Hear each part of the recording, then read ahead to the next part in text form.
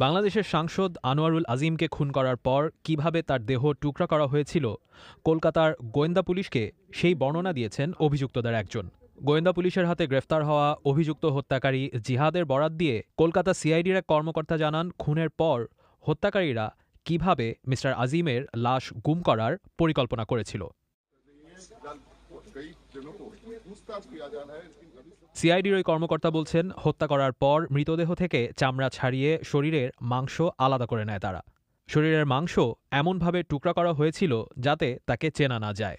মাংসখণ্ডগুলো পরে পলিথিনের প্যাকেটে ভরা হয় আর হাড়ও ছোট করে টুকরা করা হয়।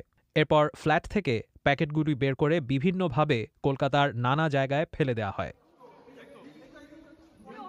কলকাতার নিউ টাউনের যে ফ্ল্যাটে সাংসদ আনোয়ারুল আজিমকে হত্যা করা হয়েছে, সেই ফ্ল্যাটে মোহাম্মদ আখতারুজ্জামান, আমানুল্লাহ সৈয়দ এবং সেলেস্তি রহমান নামে ৩ জন থাকবেন বলে সেটি ভাড়া নেওয়া হয়েছিল মের শুরুতে। আর ওই ফ্ল্যাট ভাড়া নেওয়ার সময় নথি হিসেবে যুক্তরাষ্ট্রের ড্রাইভিং লাইসেন্স নম্বর জমা দিয়েছিলেন মোহাম্মদ আখতারুজ্জামান। বৃহস্পতিবার ঢাকা মেট্রোপলিটন পুলিশের গোয়েন্দা শাখার প্রধান হারুন আর রশিদ এক সংবাদ সম্মেলনে জানান যে সাংসদ আনোয়ারুল আজিমকে ১৩ই মে হত্যা করা হয়। তিনি জানান, হত্যাকাণ্ড ঘটানোর আগে ২ মাস ধরে পরিকল্পনাকারীরা মিস্টার আজিমের গতিবিধি নজরে রাখছিল। ওরা জানে যে ভিকটিম ১২ তারিখ যাবে, তাদের কাছে প্ল্যানটা জানার পরে তারা ৩০ তারিখ সেখানে তারা এখানে যায়, গিয়ে ওইখানে আরও ২ জনকে তারা হায়ার করে ১৩ তারিখ ওনাকে প্রথমে একটা সাদা গাড়িতে করে ফয়সাল নামে একজন ব্যক্তি তাকে সাদা গাড়িতে রিসিভ করে। ১৩ই মে সাংসদ মিস্টার আজিমকে হত্যার পর তার লাশ কিভাবে টুকরা করা হয় এবং তা কিভাবে ফ্ল্যাট থেকে সরিয়ে ফেলার পরিকল্পনা করা হয় সেটিও উঠে আসে গোয়েন্দা পুলিশের ভাষ্যে। তারা বিভিন্ন পার্টে ভাগ করে ফেলেছে, অর্থাৎ হাড্ডির সাথে মাংস আলাদা করে ফেলেছে এবং সেটা একটা সুটকেসে করে, গ্রে কালারের সুটকেসে করে,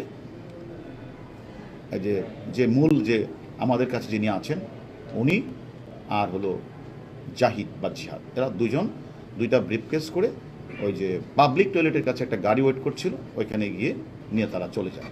আবার মূল যে হত্যার সংগঠিত উনি আবার বাসায় চলে আসে, এসে উনি পরের দিন তারপরে আরও ২ জন, যেহেতু ৩ জন ছিল, ৩ জনে বাকি মাংসগুলিকে বিভিন্ন পলিথিন বা বিভিন্ন ইয়েতে করে তারাও বের হয়ে যায়।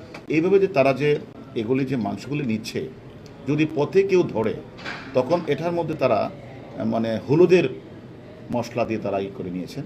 যদি কেউ বলে তখন বলবে যে এটা তো আসলে বাজার থেকে আমরা কিনে আনছি, এটা মশলা তো মাংস, এরকম। এই ঘটনায় বাংলাদেশের গোয়েন্দা পুলিশ এখন পর্যন্ত ৩ জনকে ও কলকাতার গোয়েন্দা পুলিশ ১ জনকে গ্রেফতার করেছে।